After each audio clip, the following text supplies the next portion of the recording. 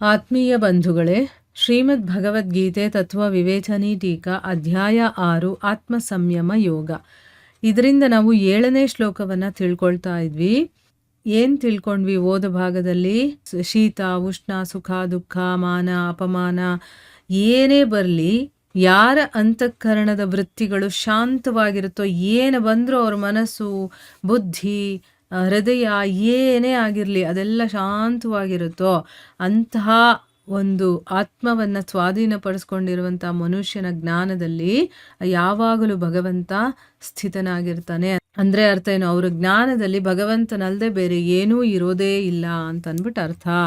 ಇಲ್ಲಿ ಪ್ರಶ್ನೆ ಏನು ಅಂತಂದರೆ, ಶೀತ, ಉಷ್ಣ, ಸುಖ, ದುಃಖ ಮತ್ತು ಮಾನ ಅಪಮಾನದಲ್ಲಿ ಚಿತ್ತದ ವೃತ್ತಿಗಳು ಶಾಂತವಾಗಿರುವುದು ಅಂತಂದರೆ ಅರ್ಥ ಏನು ಅಂತ ಪ್ರಶ್ನೆ ಕೇಳ್ತಾ ಇದ್ದಾರೆ. ಉತ್ತರ ಏನು ಅಂತಂದರೆ, ಇಲ್ಲಿ ಶೀತ, ಉಷ್ಣ, ಸುಖ, ದುಃಖ ಮತ್ತು ಮಾನ ಅಪಮಾನ ಶಬ್ದಗಳಿದೆಯಲ್ಲ, ಇದು ಉಪಲಕ್ಷಣ ರೂಪದಿಂದ ಬಂದಿದೆ. ಅಂದರೆ ಏನು? ಬೇರೆ ಇನ್ನೂ ಬೇಕಾದಷ್ಟು ದ್ವಂದ್ವಗಳಿರುತ್ತಲ್ಲ, ಆ ದ್ವಂದ್ವಗಳ ಸಂಕೇತವಾಗಿ ಇಲ್ಲಿ ಹೇಳಿದ್ದಾರೆ. ಅದಕ್ಕೋಸ್ಕರನೇ ಈ ಒಂದು ಸಮಯದಲ್ಲಿ, ಈ ಒಂದು ಪ್ರಸಂಗದಲ್ಲಿ ಶರೀರ ಆಗಿರ್ಬೋದು, ಇಂದ್ರಿಯಗಳಾಗಿರ್ಬೋದು ಮತ್ತು ಮನಸ್ಸು, ಇದರ ಜೊತೆಗೆ ಸಂಬಂಧವನ್ನು ಇಟ್ಕೊಳ್ಳುವಂಥ, ಅಂದರೆ ಈಗ ನಾವು ಏನಾದರೂ ಒಂದು ಘಟನೆ ನಡೀತು ಅಂತಂದರೆ ನಾವು ಅದನ್ನು ನಮ್ಮ ಶರೀರ, ಇಂದ್ರಿಯ, ಮನಸ್ಸಿನ ಜೊತೆ ಸಂಬಂಧವನ್ನು ಇಟ್ಕೊಳ್ತೀವಿ. ಅಂಥ ಎಲ್ಲ ಸಾಂಸಾರಿಕ ಪದಾರ್ಥಗಳ, ಈಗ ಯಾವುದೋ ಒಂದು ಪದಾರ್ಥ ಇರುತ್ತೆ, ಏನೋ ಒಂದು ವಸ್ತು ಇರುತ್ತೆ, ಅದು ನನಗೆ ಇಷ್ಟ ಆಗಿರುತ್ತೆ.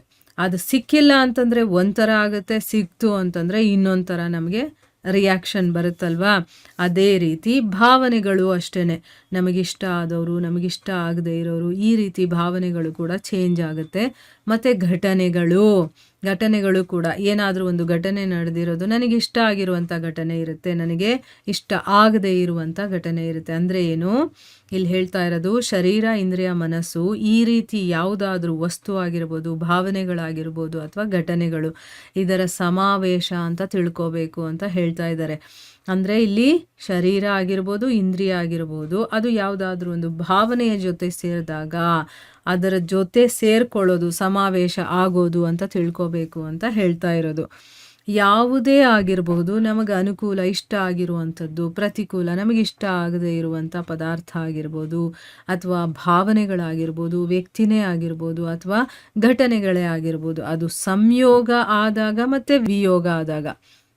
ಈಗ ನನಗಿಷ್ಟ ಆಗಿರೋದು ನನ್ನ ಹತ್ರ ಇದ್ದಾಗ ಅದರಲ್ಲಿ ಬೇರೆ ಥರ ಇರುತ್ತೆ ನನ್ನ ಒಂದು ರಿಯಾಕ್ಷನ್ನು.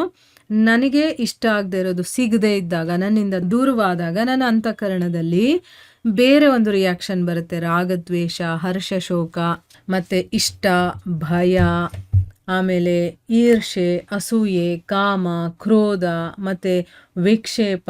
ಇದೆ ಯಾವುದೇ ರೀತಿಯ ವಿಕಾರವು ಆಗದೇ ಇದ್ದರೆ ನೋಡಿ, ಇವಾಗ ನನಗಿಷ್ಟ ಆಗಿರೋದಾಗಿರ್ಬೋದು, ನನಗಿಷ್ಟ ಆಗದೇ ಇರುವಂಥ ಒಬ್ಬ ವ್ಯಕ್ತಿ ಆಗಿರ್ಬೋದು, ಘಟನೆ ಆಗಿರ್ಬೋದು, ಯಾವುದೇ ಭಾವನೆಗಳಾಗಿರ್ಬೋದು, ಅದರ ಸಂಯೋಗ ವಿಯೋಗ ಆದಾಗಲೂ ಕೂಡ, ಅಂದರೆ ನನ್ನ ಹತ್ರ ಬರಲಿ, ನನ್ನಿಂದ ದೂರ ಆಗಲಿ, ಅಂಥ ಸಮಯದಲ್ಲಿ ನನ್ನ ಅಂತಃಕರಣದಲ್ಲಿ ಯಾವುದೇ ರೀತಿಯ ರಾಗವು, ದ್ವೇಷವು, ಹರ್ಷವು, ಶೋಕವು, ಇಚ್ಛೆ, ಭಯ, ಈರ್ಷೆ ಅಥವಾ ಅಸೂಯೆ, ಕಾಮ, ಕ್ರೋಧ, ವಿಕ್ಷೇಪ ಈ ರೀತಿ ಯಾವ ವಿಕಾರವೂ ಕೂಡ ಆಗದೇ ಇದ್ದರೆ ಇದು ಸಾಧ್ಯನಾ ಅಂತ ನಮಗೆ ಅನ್ನಿಸ್ಬಿಡುತ್ತೆ ಅಲ್ವಾ? ಈಗ ನನಗಿಷ್ಟ ಆಗದೆ ಇರೋರು ನನ್ನ ಮುಂದೆ ಬಂದಾಗ ನನಗೆ ಕಿರಿಕಿರಿ ಆಗೋದಂತೂ ನಿಜಾನೇ ಅಲ್ವಾ? ನನಗಿಷ್ಟ ಆದವ್ರು ಯಾರಾದರೂ ನನ್ನ ಮುಂದೆ ಬಂದಾಗ ಕುಣಿದು ಕುಪ್ಪಳಿಸ್ಬೇಕು ಅನಿಸ್ಬಿಡುತ್ತೆ, ಅವರನ್ನು ಆಲಂಗಿಸ್ಕೋಬೇಕು ಅನಿಸುತ್ತೆ, ಅವರನ್ನು ಪ್ರೀತಿಸ್ಬೇಕು ಅನಿಸುತ್ತೆ. ಅಥವಾ ನನಗೆ ಯಾವುದಾದ್ರೂ ಒಂದು ಮೋಸ ಮಾಡಿರ್ತಾರೆ ಅಥವಾ ಏನೋ ಒಂದು ಆಗಿರುತ್ತೆ, ಆಗ ಅವ್ರ ಮೇಲೆ ನಮಗೆ ಕೋಪ ಬರುತ್ತೆ ಅಲ್ವಾ? ಏನೋ ಒಂದು ರಿಯಾಕ್ಷನ್ ಆಗೇ ಆಗುತ್ತೆ, ಅದಕ್ಕೆ ವಿಕಾರ ಅಂತ ಹೇಳ್ತಾರೆ. ಆದರೆ ಈ ರೀತಿಯ ಯಾವುದೇ ಒಂದು ವಿಕಾರವು ಆಗದೇ ಇದ್ದರೆ, ಪ್ರತಿಯೊಂದು ಪರಿಸ್ಥಿತಿ ಬಂದಾಗಲೂ ಯಾವಾಗಲೂ ನಮ್ಮ ಚಿತ್ತ ಅನ್ನೋದು ಸಮವಾಗಿದ್ದಾಗ ಅಥವಾ ಶಾಂತವಾಗಿದ್ದಾಗ, ಇದನ್ನು ಶೀತೋಷ್ಣ, ಸುಖ, ದುಃಖ ಮತ್ತು ಮಾನ ಅಪಮಾನದಲ್ಲಿ ಚಿತ್ತದ ವೃತ್ತಿಗಳು ಚೆನ್ನಾಗಿ ಶಾಂತವಾಗಿರೋದು ಅಂತ ಹೇಳೋದು. ಈಗ ಅರ್ಥ ಆಯ್ತಾ? ಸುಖ, ದುಃಖ, ಶೀತೋಷ್ಣ, ಮಾನ ಅಪಮಾನಗಳಲ್ಲಿ ನಮ್ಮ ಚಿತ್ತವೃತ್ತಿಗಳು ಶಾಂತವಾಗಿರೋದು ಅಂತಂದರೆ ಏನು? ಏನೇ ಆಗ್ತಾ ಇರಲಿ ನಮ್ಮ ಮುಂದೆ, ಅಥವಾ ನನ್ನ ಶರೀರಕ್ಕೆ ಏನೇ ಆಗ್ತಾ ಇರಲಿ, ಚಳಿ ಗಾಳಿ ಮಳೆ ಆಗ್ತಾ ಇರಲಿ, ನನಗಿಷ್ಟ ಆದವ್ರು ಬರಲಿ, ನನಗೆ ಕಷ್ಟ ಆದವ್ರು ಬರಲಿ, ಅಂದರೆ ಇಷ್ಟ ಆಗದೆ ಇರೋರು ಅಂತ, ಅಥವಾ ನನ್ನ ಜೀವನದಲ್ಲಿ ಏನೇ ಘಟನೆ ನಡೀತಾ ಇದ್ದರೂ ಕೂಡ, ಇದೆಲ್ಲ ಏನಾದರೂ ಕೂಡ ನಾನು ಸಮಚಿತ್ತದಲ್ಲಿ ಇರುವಂಥದ್ದು. ಎಷ್ಟು ಕಷ್ಟ ಇದೆ ಅಂತ ಸ್ವಲ್ಪ ಯೋಚನೆ ಮಾಡಿ ನೋಡಿ.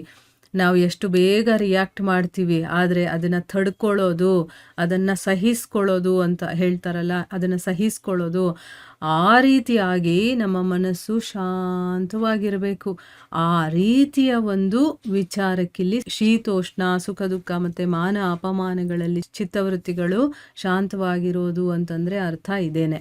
ಆಯಿತಾ? ಈ ಒಂದು ಸ್ಥಿತಿಗೆ ನಾವು ಬರಬೇಕು. ಅದಕ್ಕೋಸ್ಕರನೇ ಭಗವದ್ಗೀತೆಯನ್ನು ಪ್ರತಿನಿತ್ಯ ಓದಬೇಕು. ಪ್ರತಿನಿತ್ಯ ಅದರಲ್ಲಿರುವಂಥ ಅರ್ಥಗಳನ್ನು, ತತ್ವಗಳನ್ನು ತಿಳ್ಕೊಳ್ಳೋದಕ್ಕೆ ಪ್ರಯತ್ನ ಮಾಡಬೇಕು. ಇಲ್ಲಾಂದರೆ ಏನು ಮಾಡ್ತೀವಿ, ಒಂದೊಂದು ಚಿಕ್ಕ ಚಿಕ್ಕ ವಿಷಯಕ್ಕೂ ನಮ್ಮಲ್ಲಿ ಉದ್ವೇಗ ಅನ್ನೋದು ಬರುತ್ತೆ, ಭಯ, ಈರ್ಷ್ಯೆ ಅನ್ನೋದು, ಕಾಮ, ಕ್ರೋಧ, ಅಸೂಯೆ ಇದೆಲ್ಲ ಬರ್ತಾ ಹೋಗುತ್ತೆ. ಆಯಿತಾ? ಆದಷ್ಟು ನಾವು ಅದನ್ನು ಶಾಂತವಾಗಿ ಇಟ್ಕೊಳ್ಳೋದಕ್ಕೆ ಪ್ರಯತ್ನ ಮಾಡಬೇಕು. ಸೊ ಅದಕ್ಕೆ ಸದಾ ಭಗವಂತನ ಸ್ಮರಣೆ ನಮ್ಮಲ್ಲಿ ನಡೀತಾ ಇರಬೇಕು. ಅವನನ್ನು ಬಿಟ್ಟು ಬೇರೆ ಎಲ್ಲ ಏನು ಕೆಲಸಕ್ಕೆ ಬರದೇ ಇರೋದು ಅಂತ ತಿಳ್ಕೊಂಡು ಅವನನ್ನು ನಾವು ಹಿಡ್ಕೋಬೇಕೇ ಹೊರತು, ನಾವೇನು ಮಾಡ್ತೀವಿ, ಅವನನ್ನು ಬಿಟ್ಟು ಬೇರೆ ಇನ್ನೆಲ್ಲದನ್ನು ಕೂಡ ನಾವು ಹಿಡ್ಕೊಂಡು ಅದರಲ್ಲೇ ಬಿದ್ದು ಒದ್ದಾಡ್ತಾ ಇದ್ದೀವಿ. ಆಯಿತಾ? ಅದರಿಂದ ಹೊರಗಡೆ ಬರೋಕ್ಕೆ ಪ್ರಯತ್ನ ಮಾಡಬೇಕು. ಸೊ ಇಲ್ಲಿಗೆ ನಾವು ನಿಲ್ಲಿಸೋಣ. ಹರೇ ಕೃಷ್ಣ.